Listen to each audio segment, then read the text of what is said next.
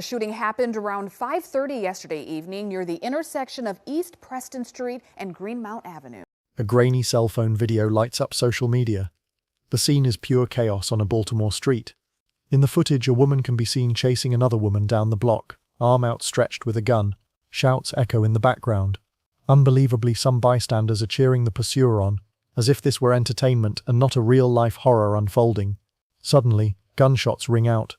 The woman being chased, later identified as 31-year-old Shyikima Turner, crumples to the ground at a street corner.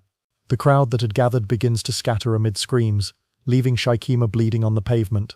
The video ends with a shaky blur, but its impact is just beginning. It's a nightmare captured on camera, one that viewers can't easily forget. This disturbing clip goes viral within hours, shocking thousands who watch it online. A young woman has just been gunned down in broad daylight, and instead of intervening, people watched through their phone screens. The internet reels with one burning question: how could something so brutal happen, allegedly over something as trivial as a lover's quarrel, and why did onlookers treat a fatal shooting like a spectacle? These questions would soon lead investigators and the public down a twisted path of rivalry, betrayal, and heartbreak. Before we unravel how this shocking event came to be, if you're new to Twisted Women, welcome. We explore the most jaw-dropping true crime cases, especially those involving women on the darkest edges of humanity. Make sure to subscribe and hit the like button, because you won't want to miss the twists and turns in this story and others. Now, back to the story. The video of Shyikima Turner's final moments was only the climax of a much deeper saga. To understand how it came to this, we need to rewind and uncover the bad blood that led to that deadly chase. Shyikima Turner and 26-year-old Unique Thorne did not start March 18, 2025 as strangers. In fact, by many accounts, they moved in the same social circles in Baltimore. Some say the two women were friendly once, or at least cordial, but any goodwill between them had curdled long before that fateful day. A toxic feud was simmering, fueled by personal slights and the ugly flames of jealousy. Neighbors and friends would later whisper that the conflict was all over nothing, over a boy. In other words, a romantic rivalry was at the heart of this. The rumor was that both women were entangled with the same man, or that one had betrayed the other in a love triangle. Feelings were hurt, pride was wounded, and a once small dispute began to grow out of control. In the age of social media, what might have been a private squabble didn't stay private. Angry posts and comments flew back and forth in the weeks leading up to the tragedy. Whether it was cryptic Facebook status updates full of shade or heated text exchanges, the tension mounted day by day. Friends egged them on, taking sides. Screenshots of insults made the rounds, turning a personal grievance into a public drama. Shyikima felt disrespected.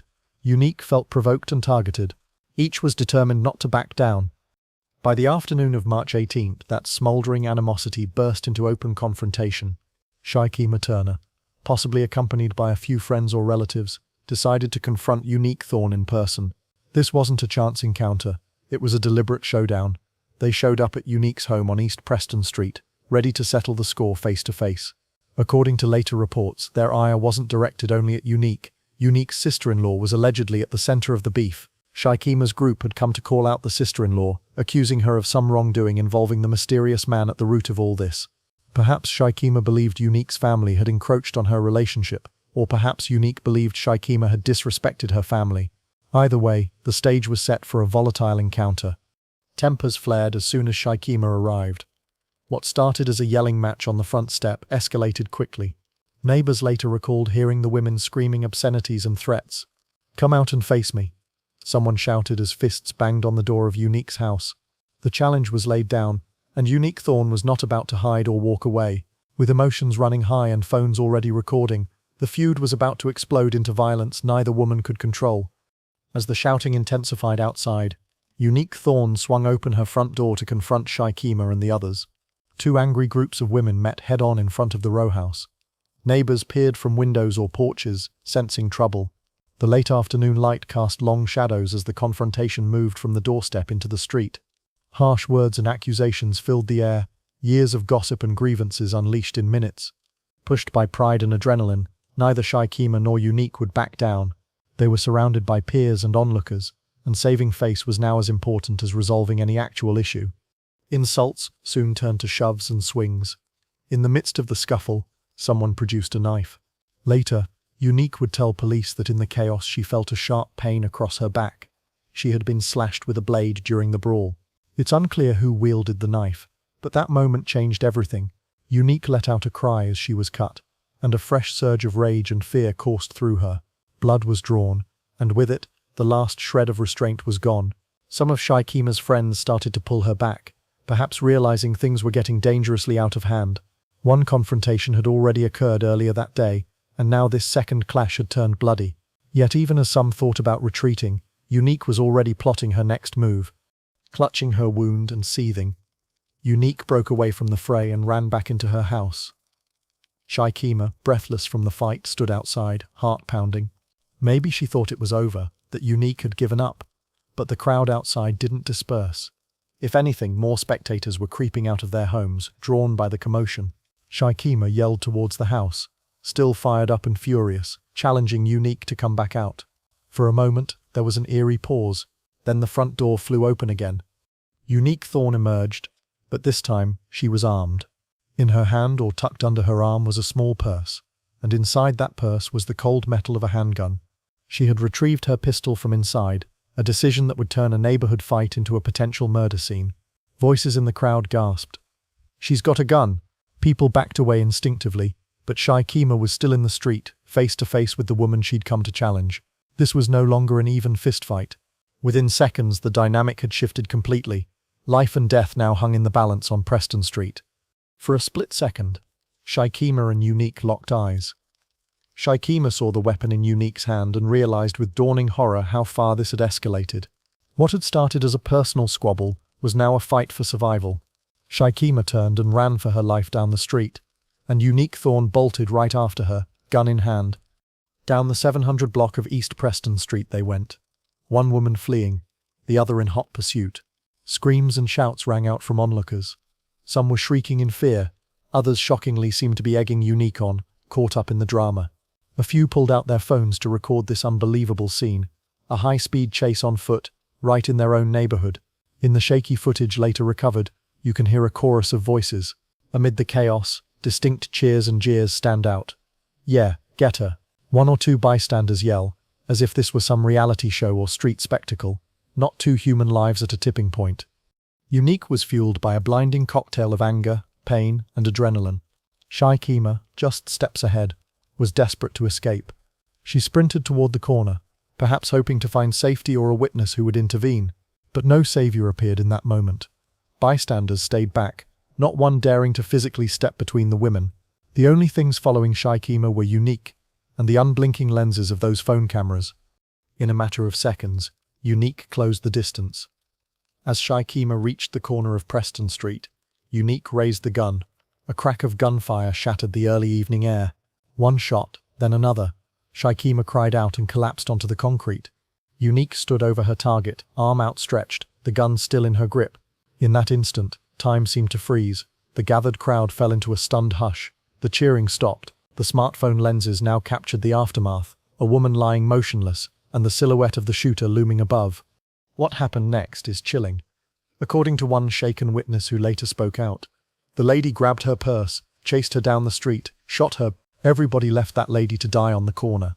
And indeed, as Shykima lay gravely wounded, many of those who had been watching melted away into the gathering dusk. Unique herself fled the scene in the immediate chaos. She had done what she came to do, and now self-preservation kicked in. People who moments ago were enthusiastic spectators now didn't want to be anywhere near a murder scene when the police arrived. Shyikima Turner was left gasping for breath, bleeding on that street corner where she fell. The rivalry, the hatred, the cheers, all of it was suddenly irrelevant as her life slipped away. Neighbors finally called 911, some out of duty, others perhaps out of guilt. Within minutes, sirens wailed, and paramedics fought to save Shykima, rushing her to the nearest hospital. But the damage was done. The gunshots that tore through her body proved fatal. Despite doctors' efforts, Shykima died from her injuries soon after. What had begun as a petty feud had now claimed a life, and thanks to those bystanders' videos, the whole world would soon witness the tragic climax of this conflict. Chapter 5: Aftermath and Social Media Outrage. News of Shyikima Turner's death spread quickly through Baltimore, but even faster was the spread of the disturbing video that captured her final moments. That night and into the next day, multiple clips filmed by bystanders made their way onto Facebook, Instagram, and Twitter, racking up tens of thousands of views. By the time the sun rose on March 19th, The entire city seemed to be talking about the Baltimore video. On social media, an outpouring of outrage and sorrow erupted. Those who watched the footage were horrified by what they saw, not only by the brutal killing of a 31-year-old woman in broad daylight, but by the behavior of some onlookers. Comments flooded in. "How could people cheer something like this?" wrote one user, disgusted by the crowd's reaction. "This is absolutely sickening and heartbreaking," another commented, sharing a crying emoji. Many couldn't get over the sheer senselessness of the incident. According to Chatter, and even a witness account, the whole fight had been over a boy. A young woman was now dead, and a community shattered, all over nothing, over a man. The video sparked a fierce debate online. Some people expressed anger at Shyikima and Unique both, arguing that they should never have let a love triangle or personal beef come to violence. But most of the ire was directed squarely at Unique Thorne, the woman seen chasing and gunning down her rival. Strangers on the internet called her cold-blooded, a monster, and worse.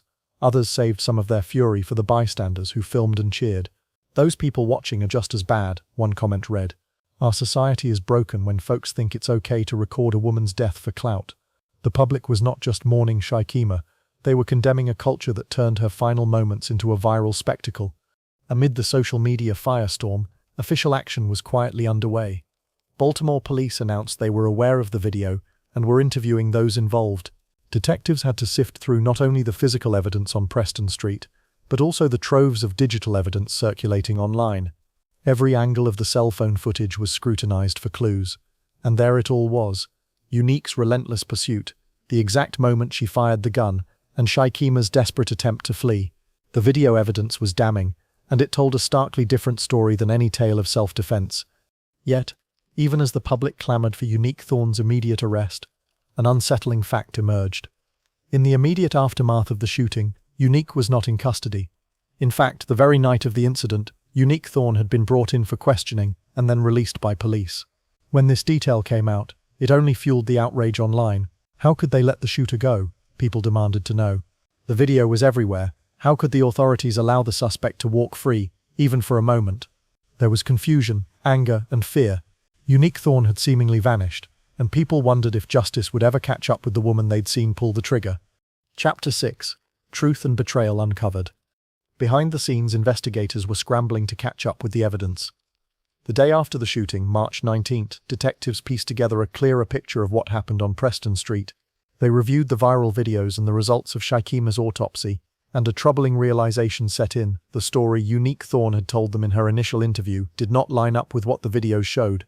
It turned out Unique had indeed admitted to shooting Shyikima when police first questioned her, but she may have painted it as self-defense or an act of protection. She likely claimed that she was attacked at her home, which was true, possibly fearing for her life, and had retrieved her gun only to defend herself and her family. Perhaps she said Shyikima had a weapon. After all, Unique had been slashed with a knife during the brawl. But then there was the video. In the cold, hard footage, Shyikima was clearly running away when Unique chased her down and shot her. That is not self-defense. That looked like pursuit and execution. Investigators noted these inconsistencies in a new statement of charges. On March 19th, just one day after Shykima's death, a warrant was issued for Unique Thorne's immediate arrest on serious charges, likely first-degree murder. The truth was laid bare. Whatever the fight had been about, whatever injuries Unique suffered earlier, by the time she pulled that trigger, she was no longer the victim. She was the aggressor, caught on camera for the world to see. However, when Baltimore police went to serve that warrant and put Unique in handcuffs, she was nowhere to be found. In the critical hours after her police interview, Unique Thorne had disappeared. She had effectively betrayed the investigators' tentative trust by walking free, and now she was on the run. The city of Baltimore suddenly had a fugitive murder suspect on its hands. For those following the case, this was a startling twist. How could the woman at the center of a viral homicide video manage to slip away? As it turned out, by initially not charging her on the day of the shooting, authorities had given Unique a window of opportunity, and she seized it. Perhaps as soon as she left the police station after questioning, Unique sensed that the walls were closing in. She might have seen the viral videos herself, or gotten word that people were posting it online. She must have realized it was only a matter of time before the police came back for her. Rather than stick around and face the consequences, Unique did what many wouldn't expect. She fled Baltimore entirely. In those frantic days after the killing, while Shykima's family grieved and the community raged on social media, Unique was laying low and plotting an escape. We can only speculate what went through her mind.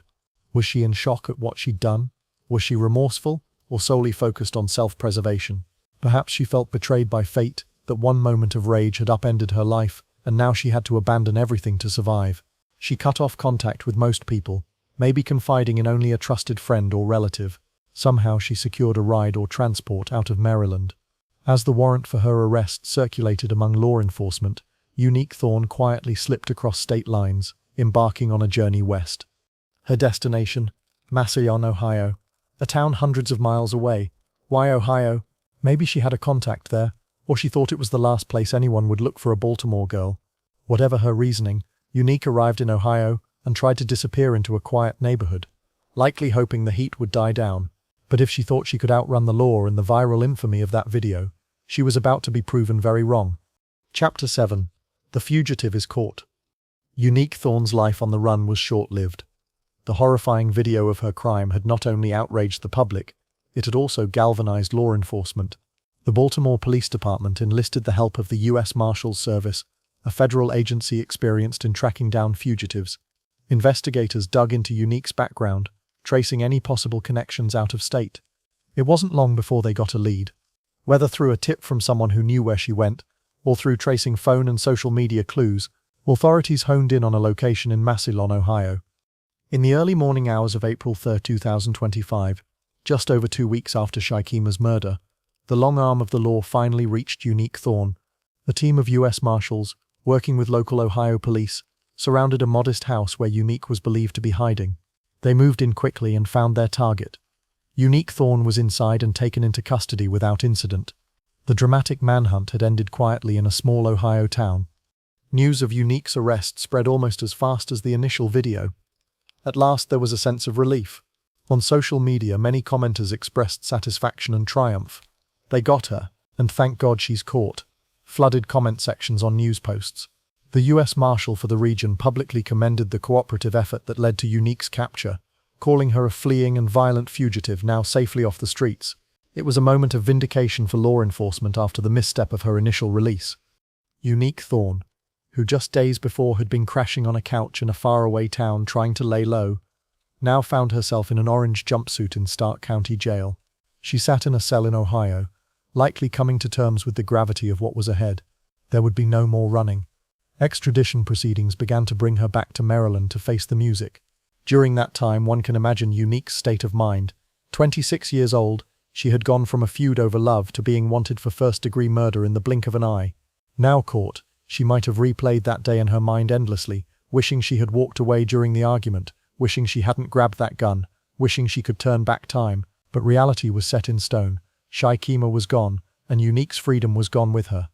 Baltimore authorities worked quickly to have Unique returned home in shackles. The community that had been so enraged finally saw a glimpse of justice on the horizon.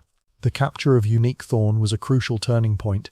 The story was no longer about a fugitive search, but about the coming judicial reckoning for her actions. Chapter 8. Justice Await. By late April 2025, Unique Thorne was back in Baltimore, this time under heavy guard.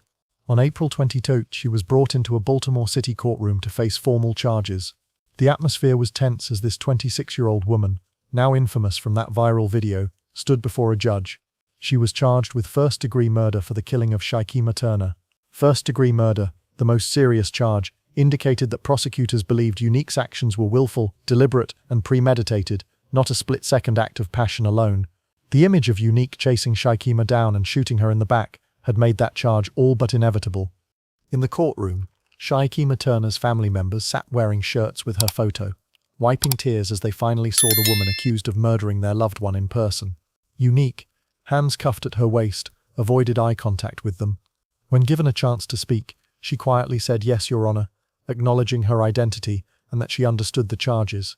There was no dramatic apology, no breakdown in tears. This was just the beginning of a long legal process, and any remorse or explanation would have to come later, perhaps at trial.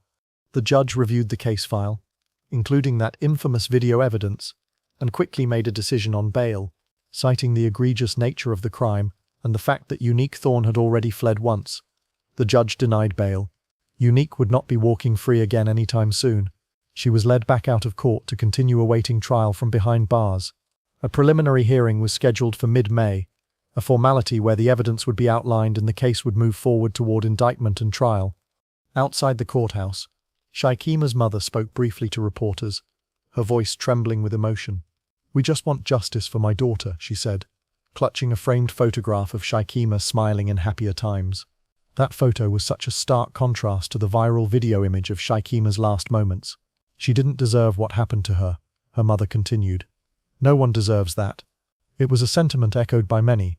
At the Baltimore Police Department, officials faced questions about why Unique hadn't been arrested immediately on March 18. A spokesperson explained that detectives initially lacked sufficient evidence to hold her that day. They said at first the situation was chaotic and they had conflicting accounts of what happened. Unique had claimed she acted in self-defense, and initially there wasn't clear proof to contradict that. However, as soon as the video emerged and autopsy results confirmed Shykima was shot while likely fleeing, police moved to charge Unique. It was a narrow window of delay that had allowed her to slip away. Some critics weren't satisfied with this explanation, arguing that the police should have secured the scene and any suspects more firmly knowing a death had occurred. It was a lesson painfully learned. In the age of social media, evidence like cell phone videos can change a case overnight, and authorities have to act fast. Now, with Unique in custody and court proceedings underway, the focus could shift to the upcoming trial. Would Unique Thorne plead guilty or not guilty? Would there even be a trial, or perhaps a plea deal? Those questions loomed. Unique's defense attorney hinted at a possible strategy. They might claim Unique truly feared for her life during that fight. After all, she had been stabbed or slashed with a knife, outnumbered and perhaps panicked. They could argue she didn't go outside intending to kill, but lost control in a terrifying moment. But the prosecution had that video, and it clearly showed Unique chasing a retreating victim, which undercuts any pure self-defense claim. As the legal machine chugged forward, the public's interest remained high. This case wasn't just another line in the crime blotter. It had become a symbol of larger issues. The dangers of domestic disputes turning deadly, the role of social media in modern conflicts, and the unsettling apathy or even encouragement from bystanders who should have helped. Baltimore, a city all too familiar with violence, found itself reflecting on this tragedy and what it meant. Chapter 9. Heartbreak, Aftermath, and Lessened. With Unique Thorne behind bars awaiting justice, two families are left to pick up the pieces. The Turners, Shykima's family, had to bury a daughter, a sister, possibly a mother. Shykima's friends noted that she was a devoted aunt, and some posts hinted she had children of her own. If so, those children now face life without their mum. The grief and anger they carry is immeasurable. Not only did they lose Shykima in such a violent way, but they also had to endure the knowledge that her final moments were broadcast for the world to witness. Imagine the horror of discovering a video of your loved one's death circulating online. That's a trauma no family should ever experience. In interviews, Shykima's loved ones described her as a vibrant, caring woman who loved to dance and had a knack for making people laugh. They never imagined her life would end in such a cruel public way. Birthdays, holidays, ordinary days, all will be forever marked by her absence. One family member wrote on social media, "R.I.P. Shykima, we love you." This didn't have to happen. The comment threads on Shykima's tribute posts are filled with both condolences and outrage. Strangers offering prayers, and others calling for Unique to be locked up for life. On the other side, Unique Thorne's family is also living a nightmare of their own. They must reconcile the woman they know, perhaps a loving relative, maybe even a mother herself, with the person in that video who pulled the trigger. Unique's sister-in-law, the very person whose quarrel sparked this tragedy, likely carries heavy guilt. If not for that initial dispute, none of this might have happened. Unique's parents, if alive, or siblings are left wondering where things went so wrong. They might ask themselves, could we have stopped her? Is there something we missed that day? The fallout of violence spares no one connected to it. Beyond the immediate families, the entire community felt the sting of Shykima's death. Johnston Square, the neighborhood on Preston Street, saw yet another life lost to senseless violence. Community leaders held a candlelight vigil on the corner where Shykima fell. Neighbors gathered to pray, lighting candles and leaving flowers, right where just days prior people had stood with phone cameras aloft. There was a moment of collective soul-searching. How did we get here? How did a feud between two young women end up with one dead and the other facing life in prison? At the vigil, a local pastor urged everyone to look out for one another and not to fuel fights. "We have to stop cheering on chaos and start intervening with compassion," he implored. It was a direct response to those infamous cheers heard in the video. This case holds up a mirror to society. The psychological dynamics of female rivalry and betrayal are nothing new. Jealousy can be a powerful, destructive force. But in this story, that age-old tale was amplified by the presence of social media and spectators. One can't help but wonder if those bystanders hadn't been filming, if they had instead tried to calm things down, might Shyikima still be alive? Did the presence of an audience egg the participants on, pushing Unique to go further than she might have otherwise? It's a question that haunts many who have watched the footage. The people cheering essentially became part of the story, a modern Greek chorus, but instead of pleading for peace, they goaded on the tragedy. There's also the element of betrayal that runs deep through this case. Shyikima perhaps felt betrayed by a friend or lover, leading her to confront Unique's family. Unique may have felt her home and family were betrayed by Shyikima's intrusions. But the most striking betrayal might be how society betrayed both women in a way. Those onlookers betrayed Shyikima by failing to help, and instead turning her pain into entertainment. They also betrayed Unique by encouraging her worst impulses in that heated moment. None of this absolves Unique of responsibility. She made her choice to pull the trigger, but it casts a harsh light on the crowd's complicity. Now, as the legal process moves forward, the social media spotlight will inevitably dim until the trial. But for those personally involved, the story is far from over. Unique will likely spend months, if not years, in court hearings, and possibly decades in a prison cell if convicted. Every day in prison, she will have time to reflect on how a moment of anger destroyed 2 lives, Shyikima's and her own, and deeply scarred many others. Shyikima's family will sit in those courtrooms, hearing clinical discussions of the worst day of their lives, seeking some measure of justice for the woman they lost. In the end, there are no winners here. A feud allegedly sparked by a love rivalry led to irreversible loss. Shyikima Turner is gone forever, over something so trivial it's almost unfathomable. Unique Thorne will likely never be a free woman again, all because of a split-second decision on a Baltimore street. It's a heartbreaking reminder of how quickly unchecked emotions and violence can escalate, and how an entire community can be drawn into the carnage thanks to the lens of a camera. As viewers of this story, we have to ask ourselves tough questions. Would you have done anything differently if you were there that day? Would you have tried to stop the fight, or at least comforted the victim as she lay dying? Or would fear and shock have frozen you in place? It's easy to judge from afar, but in the moment, many did nothing, or worse, encouraged the violence. One thing is certain, this tragedy should never have happened. No romantic dispute or personal grudge is worth a human life. If there's any lesson to take from this, it's that we must find ways to de-escalate our conflicts, to not let pride or jealousy push us to destruction. And as a society, we need to reconsider our role as bystanders. Are we going to be spectators to violence, or are we going to step up and help those in danger? What do you think about this case? Could someone have intervened to save Shyikima? How do you feel about the bystanders who chose to film and cheer rather than get help? Let's talk about it in the comments. Your perspective is valuable, and this channel is a community where we discuss and learn from these dark stories. If you found this story eye-opening and important, please like this video and subscribe to Twisted Women for more deep dives into true crime cases and the lessons we can draw from them. We cover the most haunting tales of betrayal, crime, and twisted deeds, always with an eye toward understanding why they happen and how we can prevent the next tragedy. Thank you for watching and listening to Shyikima Turner's story. It's a difficult one, but it's in confronting these realities that we honor the victims and strive for a safer world. Stay safe, stay vigilant, and take care of each other. Until next time, this is Twisted Women, signing off.